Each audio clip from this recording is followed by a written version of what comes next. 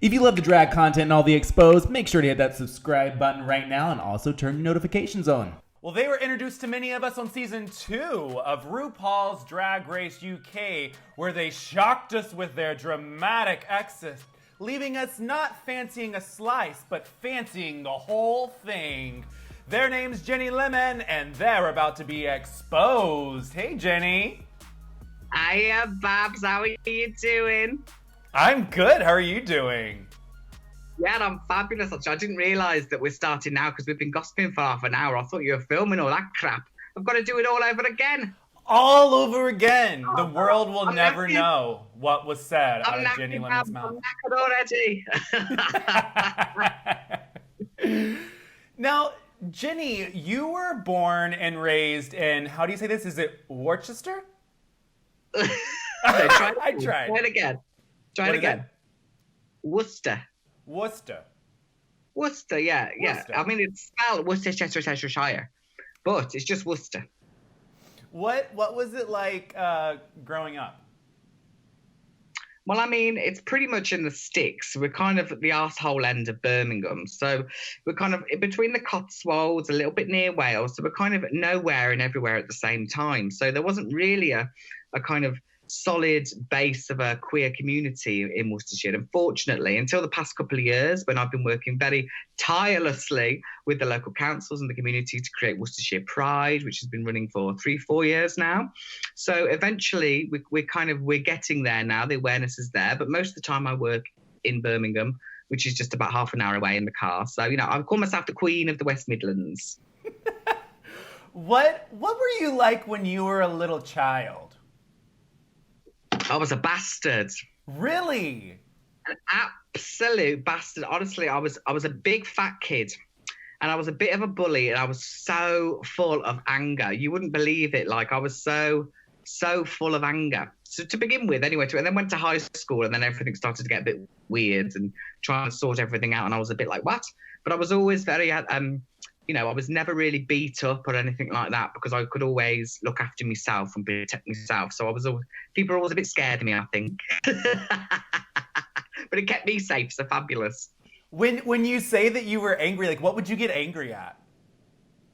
Well, the world. I was so angry at the world. I think growing up as a queer person in a straight world, the world is so confusing. And I grew up in the 90s where things were only starting to change. I mean, we couldn't get married here in the UK until only a couple of years ago. So, I mean, they're kind of stagnant and you kind of have to push and force. And the UK that I know now is nothing like the UK I knew growing up because it was very, being gay, being queer, being different you just didn't do it. We kind of, as English people, we're kind of ignorance is built into our education. We're a very stupid nation. Is that what you think? Oh, God, yeah. I mean, like, come on. The UK is, like, really bigoted, really, like, behind on their ideals. Yet sometimes they're pushing forward, but they cannot see and cannot learn from their mistakes. And you see, like, in the politics today, people are repeating the same mistakes that they made years ago because we're stuck with this horrible conservative government who are basically fucking us all in the ass without buying us a meal first. Or using lube. Yeah, I don't know. Sometimes I like that. Spit will just do for me. When did you first remember in your either teenage years or even before that, do you remember the first time that you remember that you're not as straight as they come? Oh, well, I kind of always knew that I was different. I think a lot, I said before with the anger, like I was always very kind of like insular at the same time. I was always watching. I was always keeping an eye out for people and observing the ways that people are. And I kind of clocked on very early that this sort of queer nature about myself isn't something that's celebrated. So I would kind of remain silent but angry, until I was able to get to that place when I went to college, university, meet other queer people and fully be myself. But until then, I was living in my own sort of personal prison. I think that's the thing that like stinks. Like, like looking back on it, I'm always like, those teen years, if I would have just been comfortable to be myself and not fear the conservative aspect of where I lived and just like, that would have been That's the dream situation. Like, that's like, it's so sad when you miss out on those integral years. Horrendous. It's just horrendous because we can't. I've just found an extra light that might help me. Someone, how's that? Is that better? Yeah, it's lighting the other side of your face. Is that better? Yeah. Good. What was the very serious question again while I was fumbling about with lighting? Oh, we were just talking about how, not being able to experience being gay in your teenage years, how that's like detrimental to growth and stuff. Well, I mean, I experienced being gay a little bit, There was always the evening. But during the day, that was a different story. You kind of had to survive I came from a very working class family in a very working class town. And we went to a very kind of, the school that we were into went into special measures. It was kind of very rough and very ready. So you kind of had to be ready to fight whenever, really. When did you fall into the drag aspect? When did you first, put on an outfit or makeup or clothes? Like, do you remember that moment? Well, I kind of always have. Like, I think growing up, to me, gender has always been very fluid and very kind of elusive at the same time. So dressing up has always been part of my life, even if I'm playing different characters or, very early memory childhood is wearing a towel as a turban and a dressing gown and thinking I was Diana Ross. Those are my sort of early things. So the dress up, and then every Halloween would come. I think when it got serious is when I started thinking about creating a whole character and how that character would come across, as opposed to just me dressing up. And, I kind of like to have a bit of separation every now and again from Ginny and from me, Lewis, the artist. When you first started performing, was your name always Ginny Lemon? No, I had another character. I'm very much a character-based artist. Well, I fully go into the character and then the character disappears. So how long we're going to have Ginny, I do not know, but I know she's due for retirement soon. But I used to perform under another name called Lewis Spout Backwards, 3 words, Lewis Spout Backwards. And I was basically like an angry punk poet. I played an angry gay man. And then, a lot of these characters are based on me, funnily enough. And then that character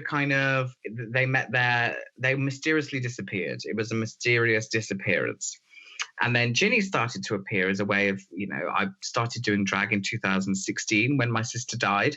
It was a way of me coping with grief, and it really enabled me to escape. Ginny was a very fully formed character, the way she looks, the way she acts, the way she does this. I mean, it's only been since doing Drag Race that it's kind of, you see the audience first time gets to see me and Ginny, and now I'm like, I don't know what my bloody act is anymore. Like, I went in to make people laugh and there I am sobbing about being non-binary. Like, it was a complete shock.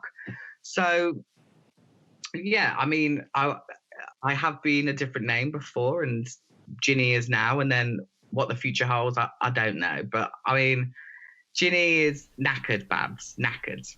Oh, but see, I like that aspect that it's kind of like, you're treating the drag aspects as little characters. Like you're kind of like on your own variety show. You know what I mean? Like each one is somebody that you crafted and did.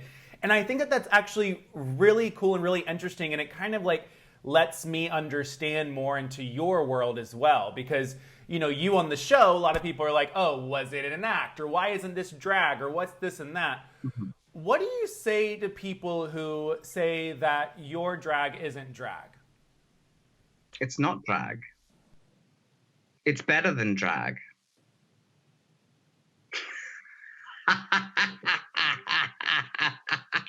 Who the hell has the right to tell me what drag is or isn't?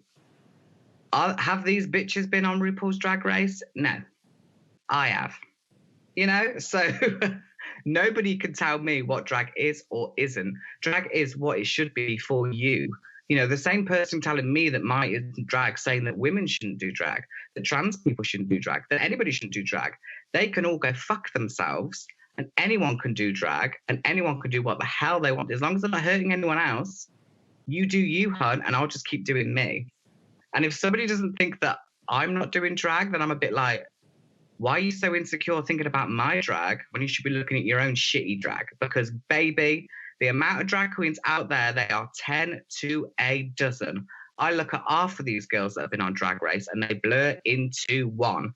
I see a cut crease. I see lace front. I see pads. I see the same goddamn makeup, outfit, shapes, material, moving their mouth to other people's songs. Please, darling, don't you dare tell me what drag is or isn't.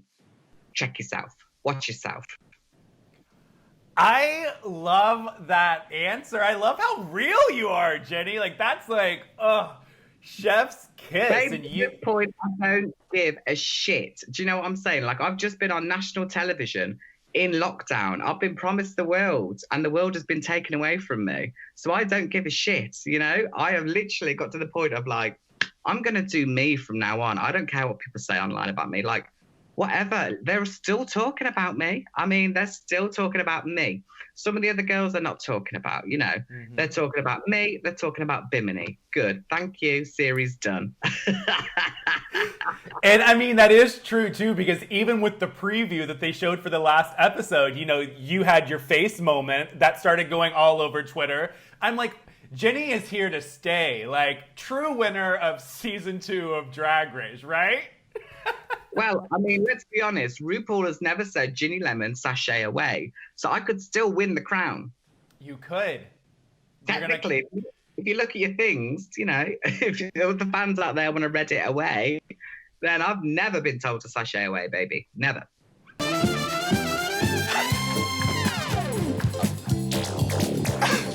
Babs, it's me, Ginny Lemon, Monsieur Slice! Now, what made you want to audition for Drag Race? I wanted to up my booking fee, baby. Do you know what I mean? I wanted to take it to the next step. I've been doing drag for so long. I would be foolish not to do it. Even if I don't agree with some aspects of it, baby, I've got to sell out and make some coin, because otherwise drag is not earning. Like I said, there's so many of us out there. You got to fight and you got to go out there and stand out. So I auditioned for the first season and I auditioned for the second, and I would have auditioned for the third, you know. I can be wacky, I can be stupid, but I also know that if I get on that telly show, I'm going to get more followings and I can up my booking fee. I mean, simple as. I'm not there to be best friends with Rue. I don't give a shit. I'm there to up my fee. Looking at your time on the show, did you enjoy it? Did I enjoy doing it or watching it? Let's go with watching it. Did you enjoy watching yourself on the TV? No, I didn't. No, I disliked it. When I left, I was so glad that I could just watch it and enjoy it and not be scared that I was going to be on it. Like, it was so petrifying, because it's, you know, it's the one time where I don't have artistic control. Usually I'll film a video, put it out there, or I'll do interviews or like that. I did my bits and bobs, pissed off for a year, and then the editing team, you know, edits away, blah, blah, blah, blah, blah. So God knows what I had no idea. So watching it, I was in utter fear every single time my face came on the screen. It's horrible. Well, what about when you were actually filming the show? Were you enjoying it until that last moment? Well, I mean, you are working your ass off. Do you know? You have to get up in the morning and you really have to do. So, you know, you're there being like, blah, blah, blah, blah, blah, blah, blah, blah. Oh, they look like a bitch. You know, it's all very, very intense. But I did have a lovely time. You know, I'm very much, people don't believe this, but I'm very much a professional. I'm going in, I'm going to do a job. I never went in as a contestant. I went in as a television personality. And that's exactly the way I treated it. You know, I thought I was going to go home first. So the fact that I stayed longer than that, I mean, I genuinely thought people would just hate me. So the fact that I had such a positive reaction, that it made it all good. I mean, I hate getting up early. So that for me is a no-no. And I like regular, you know, eating times. I like to have my tea at a certain time so I can do my shit on an evening and feel relaxed. But if you're filming and then not eating till 11 o'clock at night. So, I mean, as a mardy old bitch, I didn't enjoy the filming process, but I did enjoy meeting everyone, meeting all the queens, working with all the people and seeing some familiar faces as well. You know, back in the old television game, it's nice to see some people backstage. So I did have a hoot, but it would have been a lot better if I was been able to not be trapped in lockdown. If I could have gone to viewing parties and made a bit of money, maybe that would have been nice. Thinking, oh, I spent my life savings on this show and I'm still in debt. That must stink so bad to go into the show thinking that lockdown's probably going to be over by the time everything happens, and then you get out and you're stuck for months and months and months on end. Have you had any good monetary things come in? Have you had any jobs or bookings, or is it just dead? No, I mean, I've been very lucky. I've been managed to maintain work, but I'm working on an online format, which is something I'm very unfamiliar and uncomfortable with. I'm not a social media queen. You know, I'll go on Twitter and do a bit of trolling and I'll post a picky on Instagram, but that's about it. You know, I've had to join TikTok and think, how can I make, you know, people go, oh, you can be an influencer. Well, how the fuck do you influence? Like, oh, hey guys, buy this thing that somebody sent me. Oh. So I've got to learn to do all that when I'm just so used to being like an on-stage performer, meeting people, you know, talking to people, having a chat. And now I've got to be like, hey guys, you know, so I just feel a bit weird about doing it. I'm not saying that I can't do it, but it's like I'm so used to just going out there, performing, doing me bits and bobs. And now I've got to change it to being like, right, I could do an online show. I could sell some merch. I can get this, I can get that. But it'd be so much nicer if I had my own little stall and sold a T-shirt so I could chat to the people, you know. I feel I feel guilty that I can't answer messages on Instagram or you know, I feel this great big sense of guilt that I can't talk to people, and I want to be out there chatting to people, and that's kind of what gets me down the most, really. Yeah, I mean, and also I would guess that a Ginny Lemon performance at a club or something is totally different than a RuPaul's lip sync. So what do you normally expect at a Ginny Lemon show if I were to go? Well, I always say to people, expect the unexpected, because I never know what I'm going to do when I go on that stage. And I like to keep it that way. I'm not one of these queens that will churn out the same material time after time after time. I mean, I will for the money, but, you know, not for the fans. So I will go on that stage and, you know, I like to do my own songs. So I've been writing my own songs for 15 years, since I was 15 years. So I've been writing my own music, and what I like to do as well is to bring songs. You go and drag queens in the UK, we all sing the same songs. Somebody's up there singing Tina Turner and Whitney Houston every single night. So I'm not going to do that. I'd rather go up there and sing a bit of Tori Amos or Kate Bush or Enya, something a bit more alternative. So I'm kind of catering for those alternative people out there that love drag and love that community, but don't necessarily want to see some old racist queen singing time after time, you know? Because it's been done. It's done and it's dead, and then you bury it. I'm kind of that traditional drag, but with a forward-thinking mind. So you can come and have a good old-fashioned laugh, but hopefully I'm not going to offend anyone because I'm not a bigot or an idiot. I can't wait. Like, I want you to come over here to the States. I want to see a Ginny Lemon show. I want to be front row. I want to put on Bimini's breastplate and just like right there in the front for a good old Ginny Lemon show. Now slap those titties. That's what I do. Slap them. Slap them with permission. Slap them. Slap them. Yes, of course we get permission. Speaking of being on the show and of Bimini, you had a very heart-to-heart conversation with her about being non-binary. How you doing, babe? I'm all right, babes. How are you? Yes, I'm good. It's a lot, isn't it? Mm-hmm. But I know that you also identify as non-binary. Mm-hmm. I think it's always a difficult conversation to have. It is. Especially when some people don't understand, some people don't quite get it. It can be emotional. And the biggest thing that I think I got from that, and I was so proud of you, and I was so happy to see this on television, because this is such a hard thing to even, for the heterosexual producers and stuff to be able to put this on television. And here in the US, you know, when it was, you would have a trans queen or somebody on the show, the conversation would be like 2 sentences. It would be like, oh, you know, I'm trans. And then it would be like, all right, next on the runway. And it's like, okay, well, that's not, I didn't get to learn. But I actually learned from your conversation. And I was with Latrice and Manila and for their podcast, and we were discussing, and I was like, this was like the first time that I had seen this conversation and I'm understanding it. So what did that mean to you in that moment? Did you even expect for that to happen? Oh my God, like absolutely not. There's a comment on after the conversation where I just say to sister, I just came here to make people laugh. So for me, I was not expecting the impact of that conversation. At the time, it was just one human talking to another human, and I was just expressing how I felt.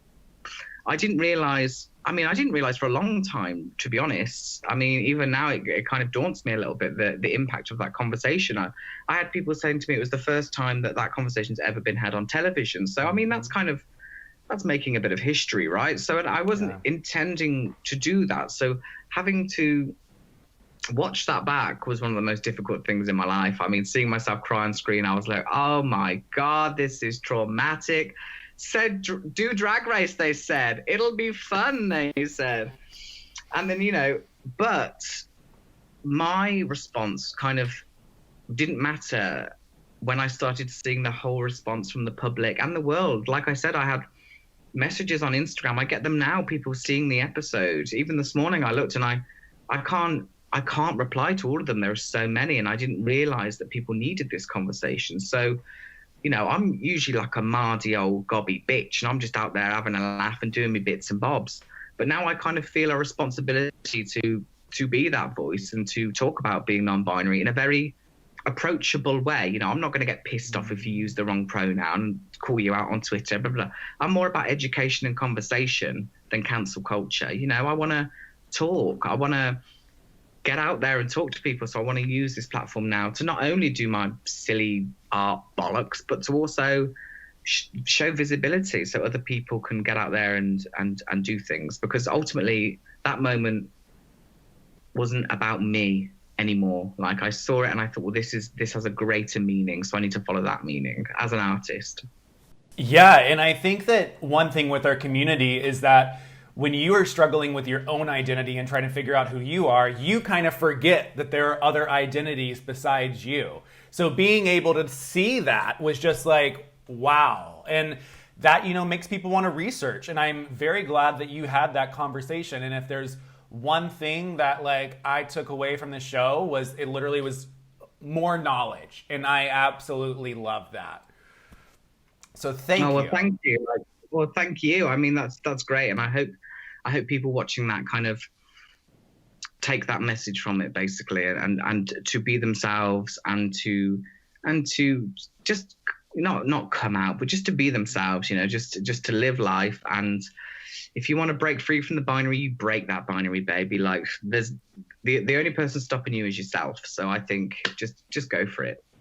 Well, let's get into a little. I think that there may have been a moment on this show, and you ended up in the bottom two, and then there was a song playing, and I'm remembering this very, very vividly, and I think that you just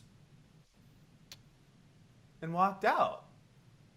I blacked out. I can't remember a thing.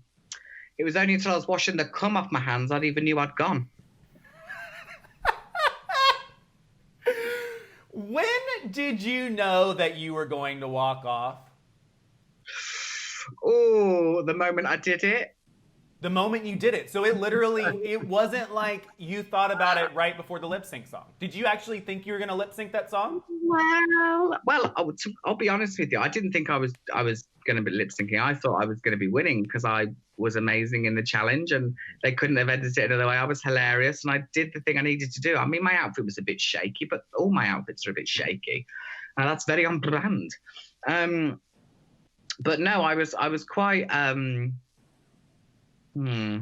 got to talk very carefully about it because I'm essentially lying. So in a year's time, I can talk about it really. Were you frustrated? I guess what I'm guessing is that you probably were you frustrated with the feedback and the critiques because you did do well? I was kind of more frustrated at myself because it really became not fun. Like, it really got to a moment and I thought, hang on, like this is kind of you know, there's stuff that goes on backstage. We all know that stuff I can't talk about. And I thought some of the kind of standards of some people were slipping, and I personally, spiritually, emotionally couldn't do that anymore. And I thought the best thing for me to do is to walk away in that situation. And I think it was unjust that I was in the bottom. I think it was, but also I'm not bitter. I don't care. It is what it was. There'll be another season in 2 seconds. People forget about me. Who gives a shit? So, you know, there was lots and lots of things going through my head at the moment. But I think ultimately I just couldn't be arsed. Like, I'd been fabulous the whole time. It was like talking to dead dodos on the stage. I got hardly anything positive until I got a pair of tits on, and they were like, "Oh God, you know, oh God, you're so pretty." And I was like, "Oh, now I look like every other drag queen. You think I'm great? Great." So I was very much like, okay, I've served out my picnic. No one's tempted by the buffet. I'm going to pack up my picnic basket and piss off to another pasture, basically. But no hard feelings. I mean, I had a lovely time, and on reflection, I really don't give a shit. But at the time, you know, I was quite mardy about things that were going on backstage that shouldn't have happened, really. I mean, you make an iconic moment for yourself at the end of the day. I mean, you do end up walking off. You do end up being talked about like crazy. Did you see any negativity or repercussions from that?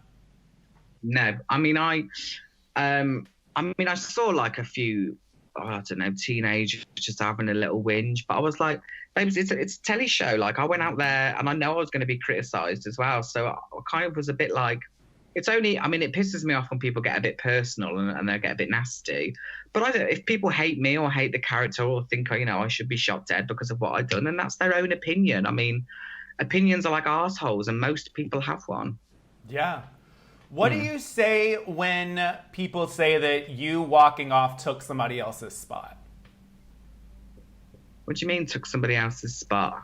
Like, if you were going to go ahead and walk off, then why did you come on the show?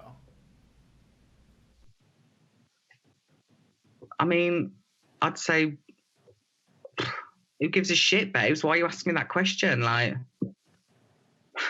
who cares? Like, do people care that much? And people really give a shit that much that I walked off a television show? Like, come on, baby. Like, the world is burning, global warming. I mean, shut the fuck up about Drag Race and go out and recycle. I love that. I think the one thing about you, Ginny, is that you are so real and you are so down to earth, and there's a lot more than just like the character that, you know, people know or see on the TV.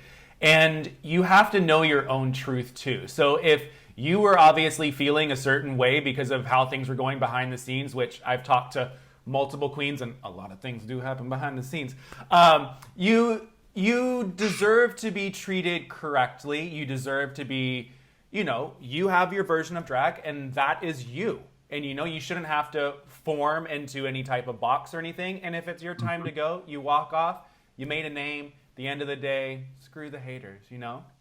Exactly. And like, for me, it would have been a disservice to stay and to do the lip sync, because, you know, ultimately those girls, they all wanted it more than I did. Like, I went on for a laugh and to up me booking fee. Like, they wanted to win and be RuPaul's next, what is it?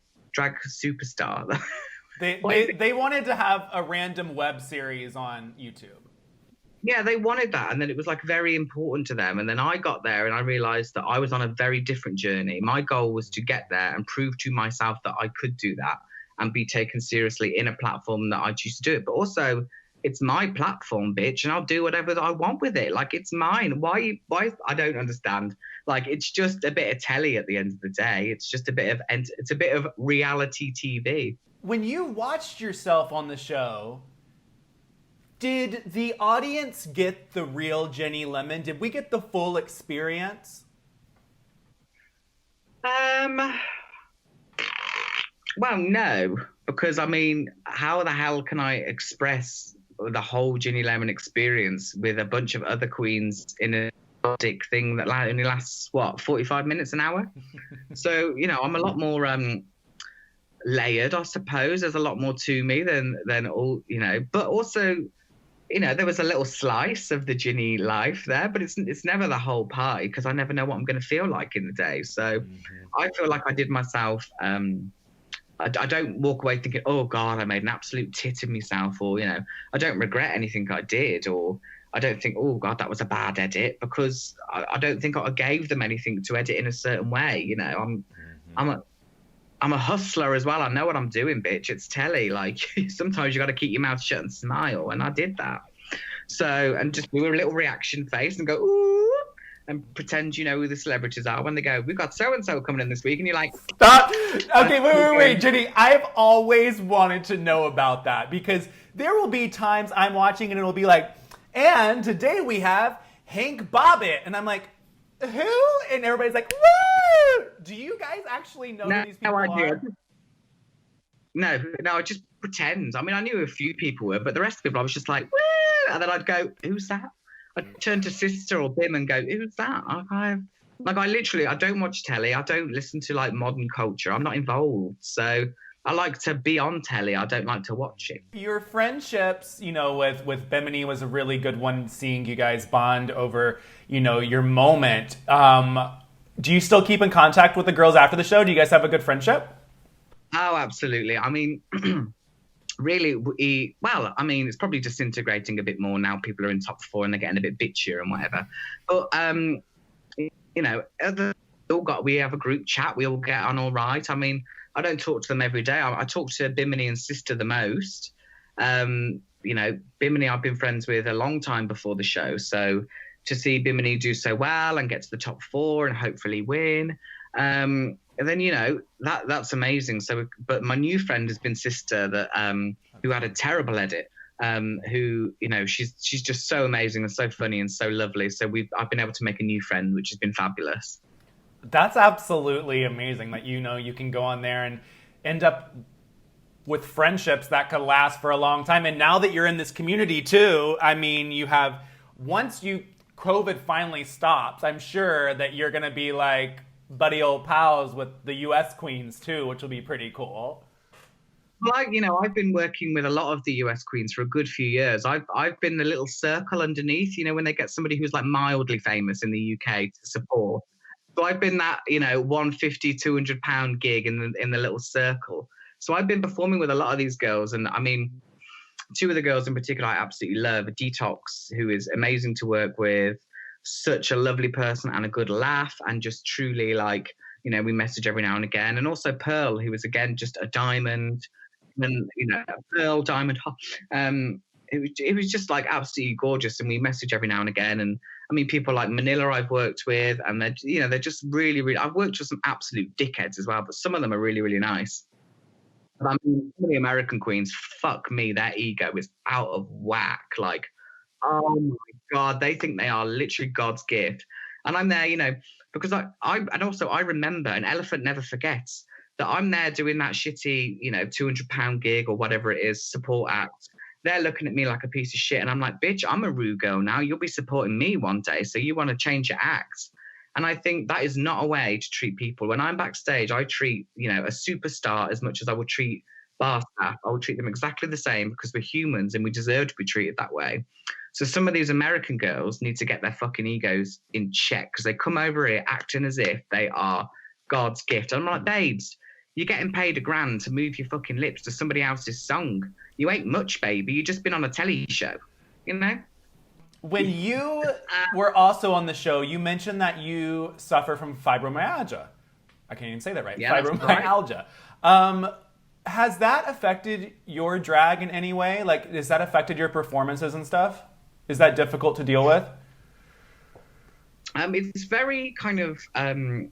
it's like a catch-22. It's really good for me to be out there doing something positive and moving with my body and feeling really great, so I can have such a release. And then some days, I've done 2 or 3 shows and then I can't get out of bed. That's me done for a day or 2. That's just, I mean, my worst thing is when I wake up and I can't use my hands. So it's like I'm trying to text or, drink a glass of water. And I'm like, oh, God, I'm just like, an absolute mess. But, I also... I feel glad that I've got a diagnosis. You know, I feel good that I've been suffering for something for years. It's taken me years to be diagnosed. Now I know what it is. I'm well, okay. Like, I'm just having a bit of a fibro day today. You know, I just need to sit down, have my nana moment, and then carry on, as opposed to being like, oh my God, I'm fucked. What's wrong with me? I don't know what's wrong with me. And all that worry in your head. I just think, oh no, I'm just having a bad day. It'll be all right tomorrow or the next day or the day after that. I need you to start doing like how they have like the Calm app on your phone where it's like sounds and noises. I need like an ASMR Ginny Lemon. Like, I don't know what it is when you talk. I just feel like I'm just so calmed out. It's like, Oh, yeah. I think when I was younger, I either wanted to be a therapist or a performer. So I think as a drag queen, I ended up kind of being both. yes. I mean, I feel that way this whole time in this conversation. You're a therapeutic drag queen. I mean, A very holistic drag queen. there you go, Ginny. There's a new avenue for you to make money. Taking online video calls. Well, you know, before all this, in another life as well, I'm actually a qualified aromatherapist, and I was going to train as homeopathy, and do all of that thing. So I was very much into that sort of thing. So, you know, I might just once I've killed Ginny off, I can just go do something else for a bit. I'd be a sort of tantric massage or something. Oh yes, everybody loves good tantric massage. Massage the lingam. Yes. Ginny, what would you say is the biggest misconception of you? That I give a shit. I think that's it. I think the misconception of me is that I think is that people think that I'm like not good at drag or not doing drag. I think that's the biggest misconception. I think it just really shows there's a lot of sort of lack of education of where we've ended up to, really. Because if you're just literally thinking about drag in the terms of Drag Race, then you don't know drag at all. Like, it's not. Drag Race has been the forefront of drag culture for, what, 10 years, maybe a bit longer? But before that, there was so much more. So I think the only misconception is that, you know, I'm trying to be anything else apart from me, because I'm not. Like, I'm there to do Ginny, and I'm going to do Ginny the best. I'm not there to be, you know, and I'm not slagging off other queens when they wear lace front wigs. They look gorgeous. They look stunning. It's just not me. It's just not me. That's not my drag. What's next down the pipeline for you? What do you have going on the rest of this year? What can people expect from the Lemon? In the pipeline is a great big shit. I'm just waiting to get out. That's what's in my pipeline. Oh, yes. Well, I don't know. I'll just be hustling, trying to get the gigs. I've got a few little bits and bobs. I'm releasing an album in the summer. What am I doing? I've got a modelling campaign coming up. That's exciting. Well, I couldn't possibly talk about anything. You know, it's all hush hush. It's all hush. But I think the most exciting thing that I'm looking forward to the most is not being on television. That's the most exciting thing coming up. Is I can, you know, log off from the internet, not give a shit about anymore, not worry that I'm going to be on the telly, and I can go back to being the true Ginny pig that I am. Ah, yes, I approve of that Ginny pig. Another thing that a lot of the viewers at home learned too when you were on the Corona special was that you have a husband and a boyfriend. How is that? How is a lovely 3-person relationship? Well, do you know what? I wouldn't recommend it to anybody. Honestly, like, loving 2 people is hard. It's hard work. You got to make sure the kisses are even. You got to make sure. No. Do you know what? I'm very, very lucky, to be honest. I've been with my husband now for, I think it's over 15 years. Wow. And we met when I was, you know, my childhood sweetheart. So we've always been we've always communicated with each other and always spoke. So when it came to meeting Jack, we were it felt natural, it felt easy. I mean, the bizarrest thing was falling in love with another person, but not falling out of love. is kind of how do you deal with that? But the most important thing that we found is just to keep communicating and talking. And through all of that, the love has just grown and just grown and grown. So I feel very lucky. You know, sometimes it gets a bit hot in the bed and there's not enough space. But apart from that, I feel very lucky. You're going to have to get eventually one of those humongous beds that I keep seeing. It's like bigger than a California. It's like an Alaskan. It's like 9 feet. Yeah. This is exactly why I went on to bloody Drag Race to earn loads of money so I could be a sugar daddy to both my boys. Now I'm stuck up bloody home in a king-size bed and I want a Supreme. Now, Ginny, my last question for you is, what's a message that you have for our beautiful LGBTQIA plus community? Like words of wisdom or something that, you know, that has stuck with you? Don't eat yellow snow. I mean, come on, I can't be the voice of all of us or a nation. You know, I'm not going to help everyone's problems because as a community, we've got so many. But the only thing I can say is that we need to stop fighting within the ranks. We need to join forces. We need to love each other. And, you know, ultimately, I hate to fucking say it, but you got to love yourself, baby, because if you can't love yourself, how the hell is RuPaul going to make any money? Can I get an amen? Amen! Thank you so much, Ginny, for being here with me and exposing yourself. This conversation was beautiful. I loved it. I can't wait to see what is up next with you. Where can people find you on the social medias? So I'm on Facebook, I'm on Twitter, I'm on Give Me a Instagrams, I'm on TikToks. I've got tubes, your tubes. All that bollocks, really. Just Google me. I'm very famous. Well, thank you so much, Ginny, once again. If you guys love this interview, please comment below, subscribe, give it a good likey. And also, Ginny, are you on the Cameo? Yes, I'm doing those now, actually. That's what I've got to do. I've got to do my cameos now. So if you want a personalised message and to pay my bills, please book a cameo. Yes, and also as my gift to you guys, the viewers, one person will be selected to win a cameo from Ginny Lemon. I am getting this for you guys, but you have to comment your favorite part. And if you do that, you'll be entered. One person will win. So maybe you'll be fancying a slice sometime soon. I love being entered. Whee! Well, until next time, I'm Joseph Shepard, and that's the beautiful Ginny Lemon. Oh, gotcha.